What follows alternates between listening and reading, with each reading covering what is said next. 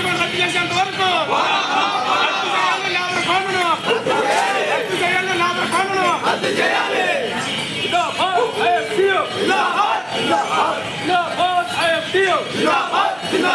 రద్దు చేయాలి 4 లేబర్ కోడ్లను. రద్దు చేయాలి 4 లేబర్ కోడ్లను. వద్దే లాలే కార్మికుల పోరాటాలు. వద్దే లాలే కార్మికుల పోరాటాలు. గెలిపించాలి ఇసుక కోరీలు. గెలిపించాలి ఇసుక కోరీలు. రద్దు చేయాలి 4 లేబర్ కోడ్లని. వద్దే లాలే కార్మికుల ఐక్యత. వద్దే లాలే కార్మికుల ఐక్యత. వ్యతిరేకంగా పోరాడతాం. 4 లేబర్ కోడ్లకు వ్యతిరేకంగా గెలిపించాలి ఇసుక కోరీలను. గెలిపించాలి ఇసుక కోరీలను. అమలు చేయాలి వెల్ఫేర్ బోర్డును. అమలు చేయాలి వెల్ఫేర్ బోర్డును. వెనక్కి తీసుకోవాలి 12-14 మెమోని. వెనక్కి తీసుకోవాలి కార్మికులకు అడ్డంగా ఉన్న 12-14 మెమోని.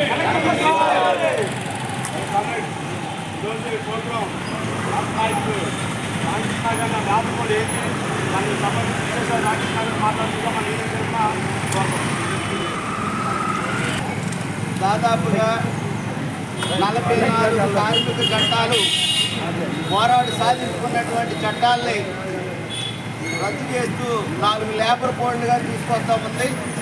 ఇది కార్మికుల శ్రమ దోపిడీ చేసేటువంటి చట్టాలు.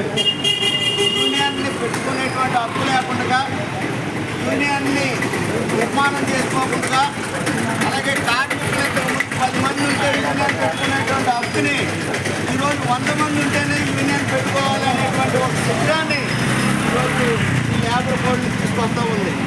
మరొక వైపు అసంఘటిత రంగంలో ఉన్నటువంటి కార్మికులు, భవన నిర్మాణ కార్మికులు వాళ్ళు పోరాడి సాధించుకున్నటువంటి 1996 యాక్ట్ కానీ, అలాగే వలస కార్మికులకు సంబంధించినటువంటి 1979లో ఏర్పడినటువంటి చట్టాన్ని కానీ, ఈ 2 చట్టాలని కూడా రద్దు చేసేటువంటి ఒక కుట్ర ఈ లేబర్ కోడ్లో ఉందనేది మనం అర్థం చేసుకోవాలి. మరొక వైపు ఈ లేబర్ కోడ్లే కాకుండా ఉన్న చట్టాలను రద్దు చేస్తూ, కార్మిక సంక్షేమ బోర్డులను రద్దు చేస్తూ, ఆ బోర్డులో ఉన్నటువంటి కార్మికులకు ఉన్నటువంటి చట్టాలు ఏవైతే ఉన్నాయో అట్లా అమలు చేయకుండా చాలా దుర్మార్గంగా వ్యవహరిస్తున్నటువంటి ప్రభుత్వం ఈరోజు కేంద్రంలో కానీ రాష్ట్రాల్లో కానీ ఉంది. ఈ 4 లేబర్ కోడ్లు రద్దు చేయాలని సార్వత్రిక సమ్మెలు అఖిల భారత స్థాయిలో కూడా నిర్వహించారు. ఈరోజు బ్లాక్ డే నిర్వహించాలని కేంద్ర స్థాయిలో ఉన్నటువంటి అన్ని కార్మిక సంఘాలు కూడా పిలుపునిచ్చి ఈరోజు బ్లాక్ డేని నిర్వహించండి, ఈ 4 లేబర్ కోడ్ని రద్దు చేయాలని చెప్పేసి అని డిమాండ్ చేస్తూ ఉన్నాయి. మరొక వైపు కేంద్రంలో నరేంద్ర మోడీ ఎన్నికలకు ముందు ఈ లేబర్ కోడ్లు తాత్కాలికంగా ఆఫ్ చేసినప్పటికీ కూడా మళ్ళీ వీటిని అమలు చేయడానికి ముందుకు వస్తూ ఉన్నాడు.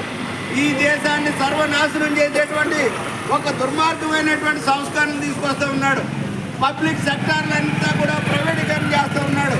బిఎస్ఎన్ఎల్ కానీ, ఎల్ఐసి కానీ, రైల్వే కానీ, ఇంకా అన్ని శాఖల్ని కూడా ప్రైవేట్ పరం చేస్తూ ఉన్నాడు. రేపొద్దున మన పిల్లలు చదువుకుని ఏదన్నా ఉద్యోగాలు చేయాలంటే, రిజర్వేషన్ సాధించాలని అంటే కూడా ఆ రిజర్వేషన్ తూట్లు పొడిచేటువంటి ఒక కుట్ర ఇందులో దాగుందనేది మనం అర్థం చేసుకోవాలి. బీజేపీ ప్రభుత్వం అంటేనే కార్మిక వ్యతిరేక ప్రభుత్వం. బీజేపీ ప్రభుత్వం అంటేనే రిజర్వేషన్కు వ్యతిరేక ప్రభుత్వం. చట్టాలని కూడా మొత్తం రద్దు చేసి ఒక మనువాద పాలసీని తీసుకురావాలి, హిందుత్వ పాలసీని తీసుకురావాలి అనేటువంటిది ఒక గొప్ప సిద్ధాంతాన్ని ముందుకు తీసుకొస్తుంది. దాంట్లో భాగంగానే ఈ రాజ్యాంగాన్ని కూడా మార్చడానికి, ఎందుకంటే రాజ్యాంగంలో అనేక చట్టాలు ఉన్నాయి. వలస కార్మికులకు కానీ, అసంఘటిత రంగ కార్మికులకు కానీ, మహిళలకు కానీ, మిగిలినటువంటి అన్ని రకాల కార్మికులకి చనిపోతే లేకపోతే వాళ్ళకి ఫ్యాక్టరీల్లో పనిచేస్తున్నప్పుడు వాళ్ళకి సంబంధించినటువంటి అనేక రకాల యాక్టులు ఉన్నాయి. అందుకోసం దాన్ని కూడా మార్చడానికి ఒక దుర్మార్గమైనటువంటి కుట్ర కొనసాగుతుంది. అందుకని ఈ లేబర్ కోడ్ని దేశవ్యాప్తంగా ప్రతి ఒక్కరూ శ్రమ చేసేటువంటి ప్రతి ఒక్కరూ కూడా ఈ లేబర్ కోడ్ని రద్దు చేయాలనేటువంటి డిమాండ్ చేయవలసినటువంటి అవసరం ఉంది. మనం చూసాం, ఎన్నికల ముందు చాలా హామీలు ఇస్తూ ఉన్నారు. ఇప్పుడు ఉన్నటువంటి ప్రభుత్వం కానీ అటు తెలంగాణలో ఇప్పటికే పెద్ద ఎత్తున అన్ని కార్మిక సంఘాలు కూడా భవన నిర్మాణ కార్మికుల కోసం రేపు సంక్షేమ బోర్డును ముట్టడి చేయబోతా ఉన్నారు. మనం కూడా పెద్ద ఎత్తున ఆందోళన చేస్తాం. సంక్షేమ బోర్డును తెరవండి. సంక్షేమ బోర్డులో ఉన్నటువంటి హక్కులన్నిటిని కూడా కార్మికులకు అమలు చేయాలి. కార్డుల దగ్గర నుంచి, మరణించినటువంటి వాళ్ళ దగ్గర నుంచి, అలాగే కొద్దిపాటి వాళ్ళకి దెబ్బలు తగిలినప్పుడు, ప్రమాదాలు జరిగినప్పుడు రావాల్సినటువంటి బీమా సౌకర్యాలు కానీ ఇవన్నీ కూడా వర్తింపు చేయాలని చెప్తున్నాం. అటున్నటువంటి తెలంగాణ ప్రభుత్వం కూడా ఈ సంక్షేమ బోర్డులో ఫైనాన్స్ ఏదైతే ఉందో దాన్ని ప్రైవేటీకరణ చేస్తారంట. రేపొద్దు ఎక్కువ కూడా చేసేటువంటి ప్రమాదం కూడా రాబోతూ ఉంది. ఇప్పటికే మనం ఏదన్నా జరిగితే బోర్డు దగ్గరికి వెళ్తే అది నామమాత్రంగా ప్రేక్షక పాత్ర పోషిస్తున్నటువంటి పరిస్థితి ఉంది. ఈరోజు రేపొద్దున మనం బిల్డింగ్ దగ్గర ఏదైనా ప్రమాదం జరిగినా కానీ ఆ ప్రమాదానికి గురైనటువంటి వాడర్కి కానీ మిగిలినటువంటి వాళ్ళకి కానీ సంబంధం లేకుండా చేసేటువంటి కుట్ర కూడా రాబోయే కాలంలో వస్తూ ఉంది. భవన నిర్మాణ కార్మిక సంఘంలో ఉన్నటువంటి కార్మికులు కూడా ఈరోజు దాదాపుగా ఈ కార్పొరేట్ సెక్టర్ వచ్చిన తర్వాత వాళ్ళే ఒక కూటమి ఏర్పడి వాళ్ళే రేట్లు నిర్ణయిస్తున్నటువంటి పరిస్థితి, దీని గండంగా తయారవుతున్నటువంటి పరిస్థితి. అందుకనే ఈ లేబర్ కోడ్ని రద్దు చేయాలి. అట్లాగే కార్మిక సంక్షేమ బోర్డుని, మన ఏదైతే భవన నిర్మాణ కార్మిక సంక్షేమ బోర్డుని, అలాగే ఆ బోర్డులో ఉన్నటువంటి దాదాపుగా పోయినసారి ప్రభుత్వం వెనక్కి తీసుకున్నటువంటి డబ్బులు తిరిగి ఆ భవన నిర్మాణ సంక్షేమ బోర్డులో ఏర్పాటు చేస్తామని చెప్పేసి ఒక హామీ ఇచ్చారు. ఆ హామీని కూడా నెరవేర్చాల్సినటువంటి అవసరం ఇప్పుడున్నటువంటి ప్రభుత్వం మీద ఉంది.